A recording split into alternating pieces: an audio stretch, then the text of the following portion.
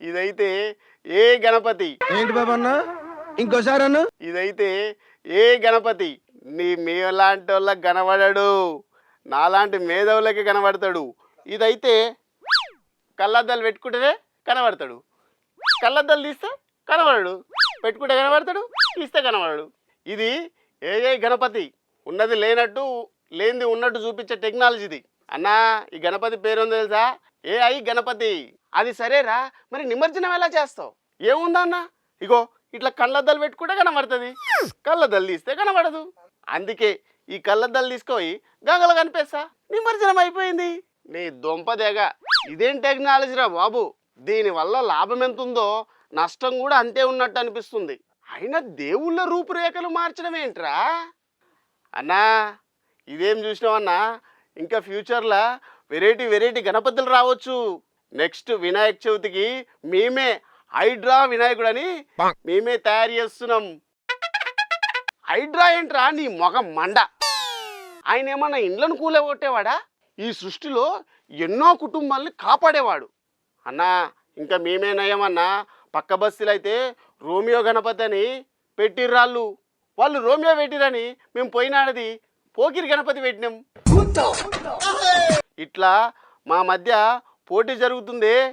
దేవుడా, ఆ దేవుడే కాపాడుకోవాలి. గణపతి బొప్ప మోరియా, కావాలయ్యా యూరియా. అదేంట్రా అలా అంటున్నావు? ఆదా లడ్డు కాలియా అనాలి. సారీ అన్న, 2-3 రోజులు ఆ లైన్లో నిలబడి అరిసి అదే అలవాటు అయిపోయింది, ఏమనుకోకు. అన్న ఇప్పుడు అన్ని వినాయకుల కన్నా మా బస్తీ వినాయకుడిని ఒకసారి చూపిస్తారా? అదే ఎలా ఉందో. వద్దులేరా. వద్దంటావేందన్నా? మా వినాయకుని చూడవా, ఒకసారి చెంపలేసుకో. అట్లా అనకూడదు. సరే చూపించు.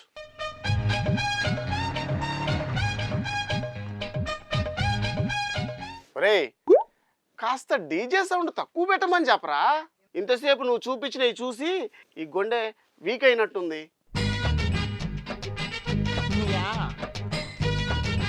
ఓకేనా?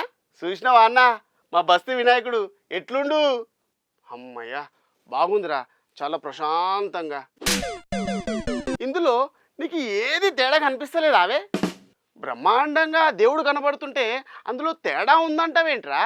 అయినా అంత క్లియర్గా కనబడుతుంటే కూడా గుర్తుపడతలేవు. నువ్వేం రిపోర్టర్వే? ఫస్ట్ ఒకసారి చూడటు, బాగా కనిపెట్టు.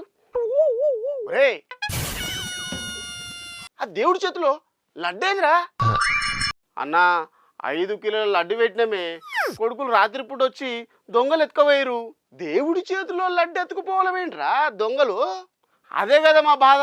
పాపం మా బస్సు లీడర్ పోయి పొద్దుగాల కంప్లైంట్ ఇచ్చి వచ్చారు. 4-5 రోజులు మండపం కట్టి గణేషుని పండుగ చేసుకుందామని చెప్పి కష్టపడి మేము వినాయకుని పెడితే ఇట్లా అయ్యేవారికి మా పొరగాళ్ళందరూ బాధపడుతురు. వీళ్ళని దొంగలు రా బాబు, ఇలాంటి దొంగలు కూడా ఉంటారా?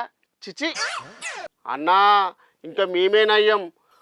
పక్క బస్తీలు అయితే లడ్డుతో పాటు ఆ పక్కనున్న ఉండి కూడా ఉతకపోయారంటనే. అయినా ఏందన్నా ఈ దొంగలు ఇట్లా తయారయ్యారు?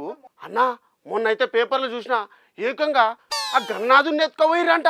అయినా అంత లడ్డు ఎత్తుకెళ్ళి వీళ్ళేం చేస్తారు? అంతగా లడ్డు మీద ఇష్టం ఉంటే వేలం పాటలో పాడుకొని కొనవచ్చు కదా అన్నా.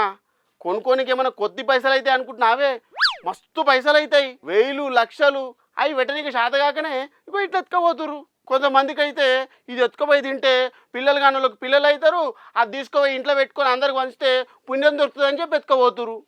మరి ఇలానే ప్రతిసారి ఎత్తుకెళ్తే మరి ఏంట్రా పరిస్థితి?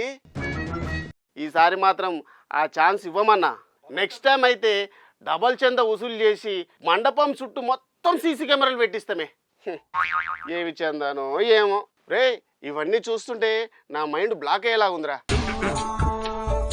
బ్లాక్ కాదు, ఇంకా 4-5 మండపాలు ఉన్నాయి, చూపిస్తే షాక్ అవుతావు. పా రే నీకు దండం పెడతాను రా బాబు, చాలు. ఇంకెప్పుడు వస్తావు చెప్పు ఆఫీస్కి? ఇప్పుడైతే వచ్చేది లేదు. డీజే డాన్స్ వేయాలి, ఎగరాలి, దూకాలి, నిమజ్జనం చేయాలి, అప్పుడు నేను ఆఫీస్కి రావాలి. నీ ఇష్టం. కానీ పిచ్చి పనులు చేయకుండా భక్తితో నిమజ్జనం చేసి ఇంకా ఆఫీస్కి వచ్చాయి.